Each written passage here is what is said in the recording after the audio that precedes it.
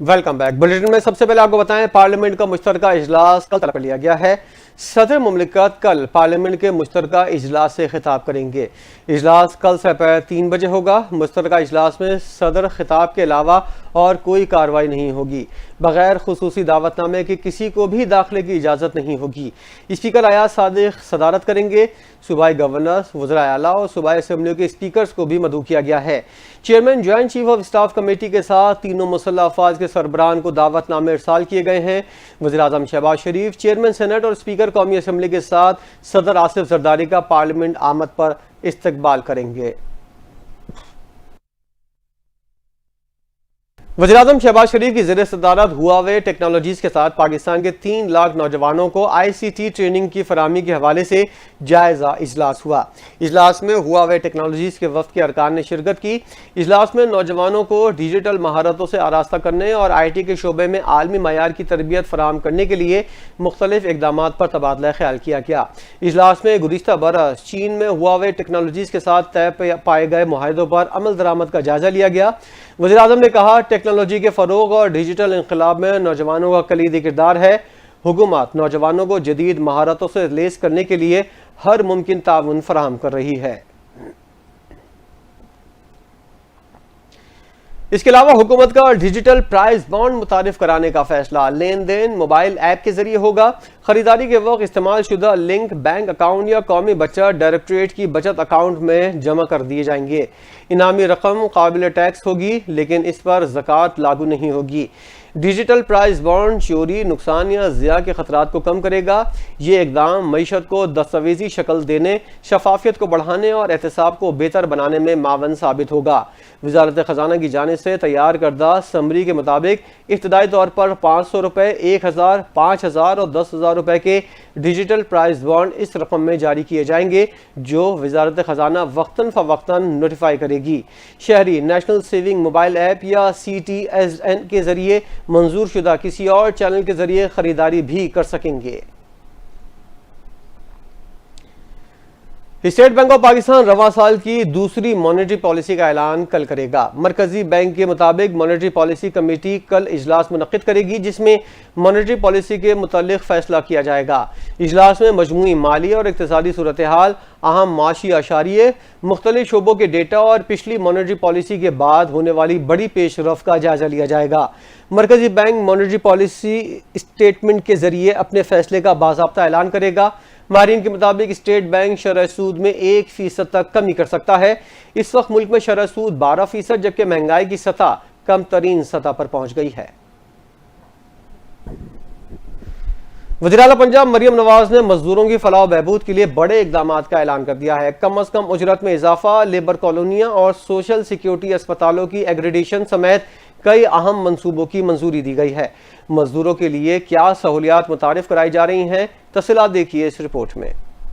وزیر اعلیٰ پنجاب مریم نواز نے مزدوروں کے حق میں بڑے فیصلے کر دیے۔ کم از کم اجرت 37,000 روپے، عمل درآمد ہر صورت یقینی بنانے کا حکم، لیبر کالونیاں بنیں گی، سوشل سیکیورٹی اسپتال اپ گریڈ ہوں گے، مزدوروں کے لیے مریم نواز ویلنس سینٹر قائم کیے جائیں گے۔ لاہور ڈیفنس روڈ پر 200 بیڈ کا رحمت للعالمین کارڈیولوجی سینٹر اور رحیم یار خان میں 50 بیڈز کا سوشل سیکیورٹی اسپتال بنانے کی منظوری بھی دے دی گئی۔ لیبر قوانین میں ترامیم کی بھی تیاری۔ وزیر اعلیٰ مریم نواز جامع پلان طلب کر لیا، کہتی ہیں محنت کش اللہ کے دوست ہیں، ان کی فلاح و بہبود حکومت کی اولین ترجیح ہے۔ پنجاب کو مزدوروں کی بہتری کے حوالے سے ایک مثالی صوبہ بنایا جائے گا جہاں مزدور کی اجرت، علاج، بہتر روزگار اور اپنی چھت کی ضمانت حکومت دے گی۔ وزیر اعلیٰ نے اس عزم کا اظہار کیا کہ کوئی مزدور بھوکا نہ سوئے اور نہ ہی کسی محنت کش کو پریشانی کا سامنا کرنا پڑے۔ انہوں نے کہا کہ مزدوروں کے بچوں کو اعلیٰ تعلیم کے بہتر مواقع فراہم کیے جائیں گے تاکہ وہ بھی ایک روشن مستقبل حاصل کر سکیں۔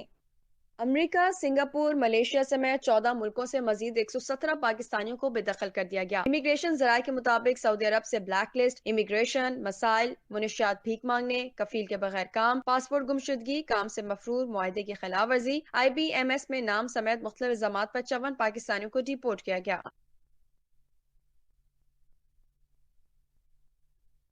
وزیر دفاع خواجہ آصف نے کہا ہے کہ پرتشدد رویہ قوم اور ملک کے لیے باعث شرم ہے۔ مذہب اور نسل کے نام پر کوئی تفریق نہیں ہونی چاہیے۔ سیالکوٹ میں ایک تقریر سے خطاب کرتے ہوئے وزیر دفاع نے کہا کہ پاکستان میں تمام لوگ مذہبی یکانگت اور رواداری کے ساتھ ایک دوسرے کے ساتھ رہ رہے ہیں۔ شہر سیالکوٹ تمام دنیا کی سکھ برادری کے لیے بین الاقوامی سطح رکھے گا۔ اس مٹی پر ہم سب کا بلا تفریق حق ہے۔ انہوں نے کہا کہ ہمارے پہلے اسپیکر ہندو تھے جن چیف جسٹس صاحبان پر کوئی انگلی نہیں اٹھا سکتا تھا۔ جسٹس کارنلسن ان میں سر فہرست تھے۔ ہمارا مذہب بردباری سکھاتا ہے جو مذہب کا بنیادی جز ہے۔ خواجہ آصف نے کہا ہمارے ملک میں وقتاً فوقتاً تشدد کے واقعات نظر آتے ہیں جو ہماری بدقسمتی ہے۔ قائد اعظم کا پہلا خطبہ اقلیتی برادری کو مساوی حقوق کی فراہمی پر منحصر تھا۔ یہاں تمام پاکستانیوں کو یکساں حقوق میسر ہونے چاہیے۔ پی ٹی آئی رہنما عمر ایوب نے قانون کی حکمرانی کے لیے اپنی تحریک تیز کرنے کا اعلان کر دیا۔ ہری پور میں میڈیا سے گفتگو کرتے ہوئے پی ٹی آئی رہنما کا کہنا تھا تحریک تحفظ آئین پاکستان کے پلیٹ فارم سے سب پارٹیوں سے مل کر پلان بن رہا ہے۔ آئین اور قانون کی بالادستی کو یقینی بنانا ہوگا۔ قانون کی حکمرانی کے لیے اپنی تحریک تیز کریں گے۔ ان کا کہنا تھا ملکی معیشت روز بروز خراب ہو رہی ہے۔ روپے کی قدر میں کمی سے 4000 ارب روپے کا نقصان ہوا۔ ملک کے مختلف ڈپارٹمنٹس میں کرپشن بڑھ رہی ہے۔ گزشتہ 2 سال سے ملک میں کوئی سرمایہ کاری نہیں ہوئی۔ مزید 2 کروڑ افراد غربت کی لکیر سے نیچے چلے گئے۔ عمر ایوب نے کہا 2 سالوں میں 20 لاکھ لوگ پاکستان سے ہجرت کر گئے۔ مسلط شدہ حکومت IMF سے محض $1.5 ارب مانگ رہی ہے۔ حکومت ہر جگہ ناکام ہے۔ پختونخوا کے 1100 ارب ڈالر کے واجبات ہیں جو ادا نہیں ہوئے۔ رہنما پی ٹی آئی کا کہنا تھا کہ پیکا ایکٹ کے تحت میڈیا پر تلوار لٹکا دی گئی ہے۔ سابق اسپیکر قومی اسمبلی اسد قیصر نے وزیر اعظم سے مستعفی ہونے کا مطالبہ کر دیا۔ اسد قیصر نے کہا امن و امان کی صورتحال خراب ہے اور ملک میں بے روزگاری بڑھ چکی ہے۔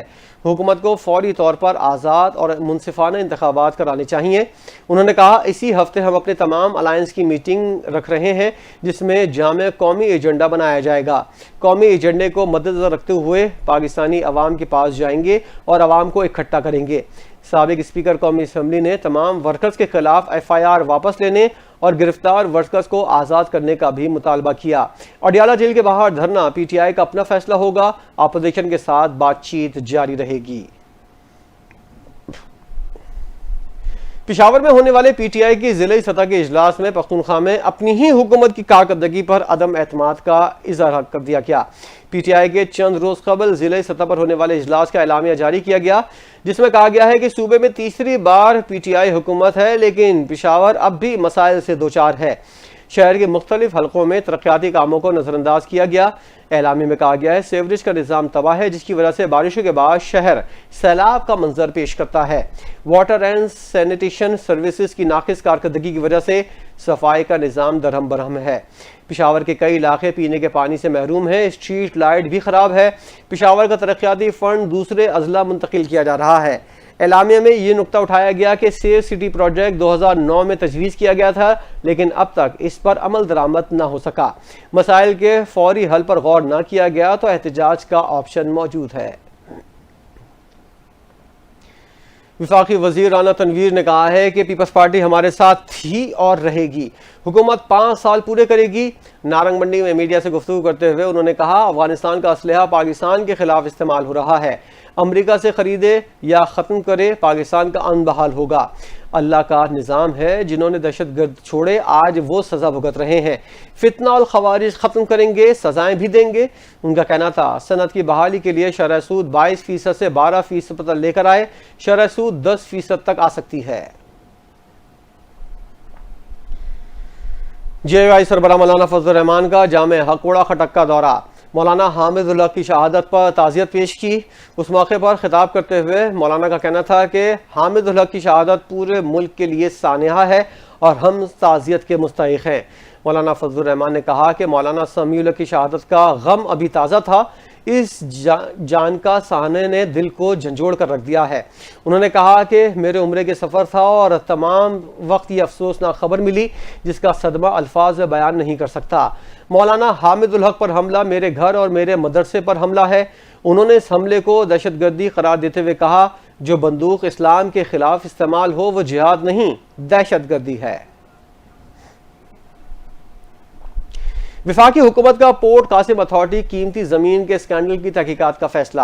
وزیر اعظم شہباز شریف کی جانب سے 3 رکنی انکوائری کمیٹی قائم کر دی گئی۔ سینیٹر فیصل وافڈا نے پورٹ قاسم اتھارٹی کی زمین اونے پونے داموں دی جانے کا انکشاف کیا تھا۔ وفاقی حکومت نے میگا اسکینڈل سامنے آنے پر نوٹس لے لیا۔ پورٹ قاسم اتھارٹی کی قیمتی زمین چھوٹے اور درمیانے انڈسٹریل پارک کے لیے دی گئی ہے۔ زمین کی لیزنگ میں مالی بے ضابطگی کی تحقیقات 3 رکنی کمیٹی کرے گی۔ چیئرمین وزیر اعظم انسپیکشن کمیشن IB اور FIA کے ڈائریکٹریٹ کمیٹی کا حصہ ہیں۔ وزیر اعظم کی جانب سے کمیٹی کو خصوصی ٹاسک سونپا گیا ہے۔ کمیٹی لیز کی منسوخی کے خلاف حکم امتناع کو ختم کرنے کے لیے پورٹ قاسم اتھارٹی حکومت کا عملی جائزہ لے گی۔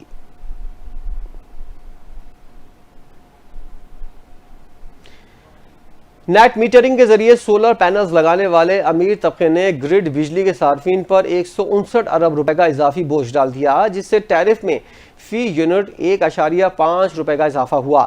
اعداد و شمار کے مطابق نیٹ میٹرنگ کے تحت چھتوں پر سولر پینل نصب کرنے والے صارفین کی تعداد 2,83,000 تک پہنچ چکی ہے، جو اکتوبر 2024 میں 2,26,400 تھی۔ 2.8 لاکھ افراد نے سولر پینل نصب کیے، جس سے غریب صارفین پر مزید مالی دباؤ بڑھا۔ پاور ڈویژن کے حکام کا کہنا ہے اگلے 10 سال میں اس بوجھ میں 503 ارب روپے کا اضافہ ہوگا، جس سے غریب صارفین کو مزید مشکلات کا سامنا کرنا ہوگا۔ حکام کا کہنا ہے ہم نے موجودہ پالیسی کی خامیوں کی نشاندہی اعلیٰ فیصلہ سازوں کو کر دی ہے، لیکن حکومت سیاسی مجبوریوں کی وجہ سے اس میں تبدیلیاں لانے سے گریز کر رہی ہے۔ محکمہ ٹرانسپورٹ سندھ حکومت کی جانب سے رمضان میں پیپلز بس سروس کے اوقات میں توسیع کا اعلان کر دیا گیا۔ سینئر وزیر سندھ شرجیل میمن نے بیان میں کہا 15 رمضان سے 20 بس سروس اب رات 1 بجے تک چلائی جائے گی۔ اوقات میں توسیع کا اطلاق R1, 2, 3, 4, 9, 8 اور EV1 روٹ پر ہوگا۔ شرجیل میمن نے کہا ہم رمضان کے دوران کراچی کے شہریوں کو درپیش مشکلات کو سمجھتے ہیں۔ کراچی کے عوام زیادہ تر پبلک ٹرانسپورٹ پر سفر کرتے ہیں۔ اوقات میں توسیع کا مقصد مزید سفری سہولیات فراہم کرنا ہے۔ اس بات کو یقینی بنایا جائے گا کہ لوگ خریداری کے بعد محفوظ طریقے سے اپنے گھروں تک پہنچ سکیں۔ توسیع حکومت کی جانب سے رمضان کے دوران عوام کو بہتر اور سہولت بخش سفری آپشن فراہم کرنے کے لیے کی گئی ہے۔ انہوں نے کہا کہ عوام کی فلاح و بہبود کے لیے تمام ممکنہ اقدامات کر رہے ہیں۔ تمام شہری پیپلز بس سروس کی توسیع شدہ اوقات کی سروس کا بھرپور فائدہ اٹھائیں۔ اوورسیز پاکستانیوں کے پاسپورٹ بلاک کرنے کے معاملے پر وفاقی وزیر چودھری صالح حسین نے نوٹس لیتے ہوئے وزارت داخلہ کو باقاعدہ خط لکھ دیا۔ چودھری صالح حسین کا کہنا تھا یہ انتہائی نازک مسئلہ ہے، لہٰذا معاملے کی فوری انکوائری کی جائے۔ سمندر پار پاکستانی ہمارا سرمایہ ہیں، انہیں ناجائز تنگ نہ کیا جائے۔ وفاقی وزیر نے کہا سمندر پار پاکستانیوں سے زیادتی برداشت نہیں ہوگی۔ وزارت ایئرپورٹ سے سمندر پار پاکستانیوں کے لیے فیسیلیٹیشن ڈیسک قائم کرے گی۔ پاکستان بزنس فورم فرانس سے سرپرست اعلیٰ ابراہیم ڈار، چیئرمین ظہور اقبال اور صدر اسلم چودھری کی طرف سے وفاقی وزیر کو خط بھیجا گیا تھا۔ خط کے متن کے مطابق ہزاروں اوورسیز پاکستانیوں کے پاسپورٹ بلاک کیے جانے کی خبریں مل رہی ہیں۔ پاکستانی ایئرپورٹس پر عملہ اوورسیز پاکستانیوں کو روک کر 4 سے 5 لاکھ روپے رشوت بھی وصول کر رہا ہے۔ گورنر سندھ کامران ٹیسوری کا کہنا ہے وزیر اعظم ملک کی معیشت ٹھیک کرنے کے لیے کوشاں ہیں۔ معیشت ٹھیک ہوگی تو ثمرات عوام تک پہنچیں گے۔ کراچی میں تقریر سے خطاب کرتے ہوئے انہوں نے کہا ماضی کے وزیر اعظم نے صرف وعدے کیے، اب ایسا نہیں چلے گا۔ عوام کا کوئی حق مارے 1 کروڑ نوکریاں دینے والے وزیر اعظم نے ایک دن کراچی میں رکنا بھی پسند نہیں کیا۔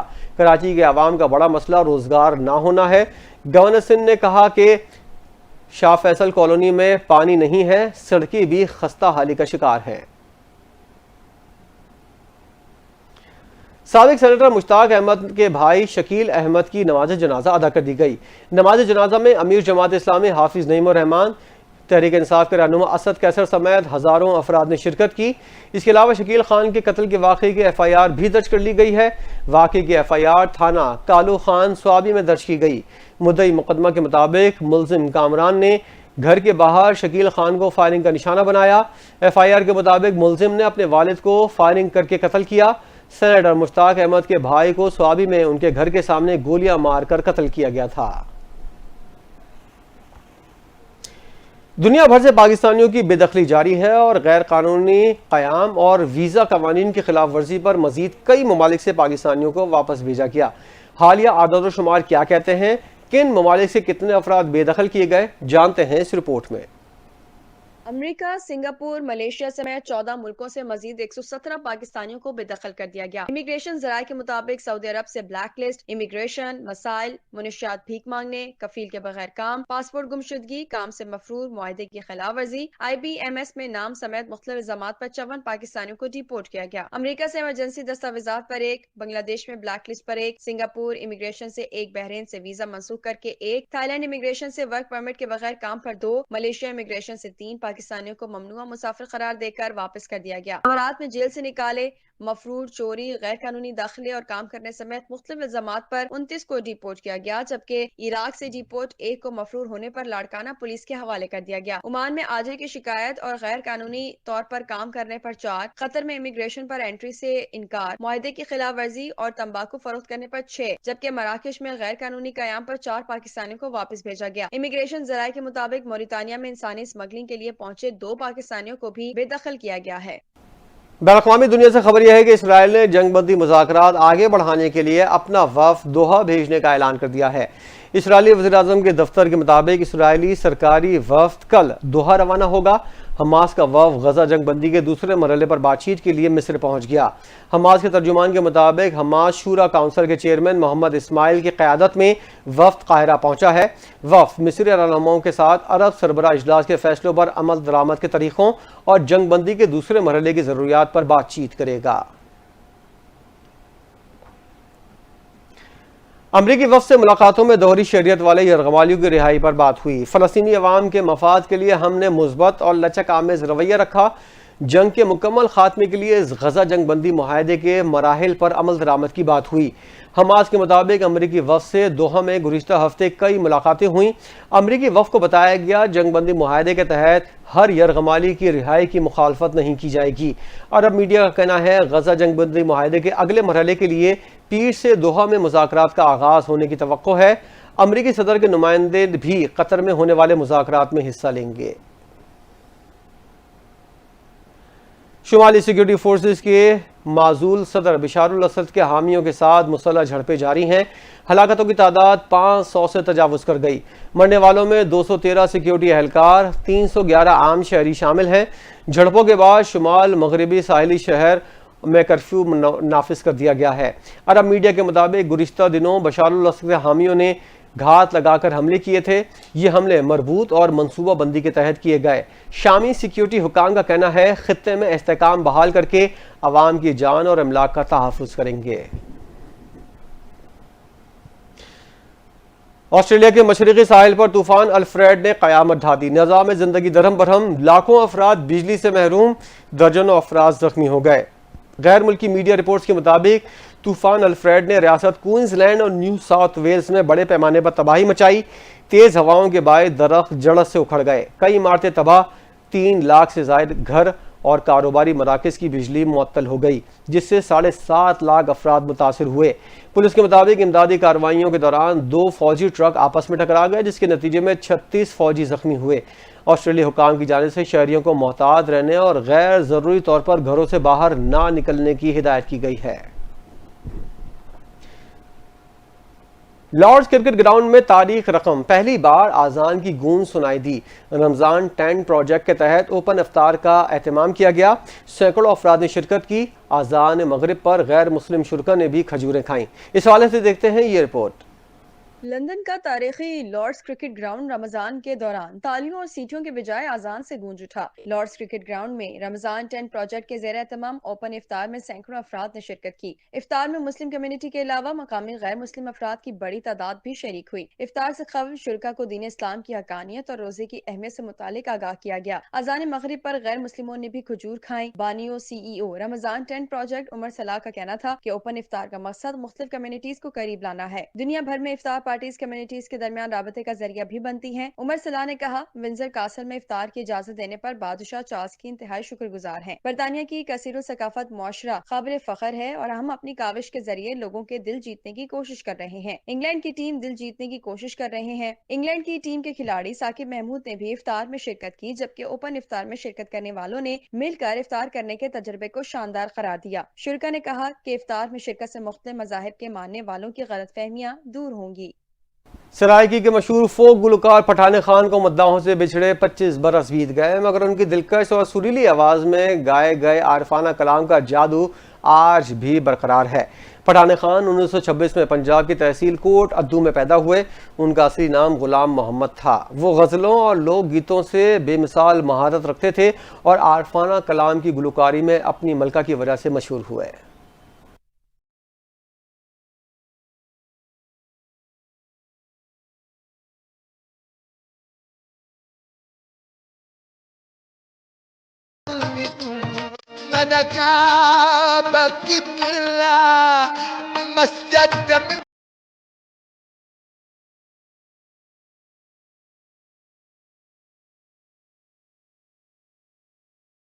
اللہ والی تار بج مرشد والی تار بج سایہ والی تار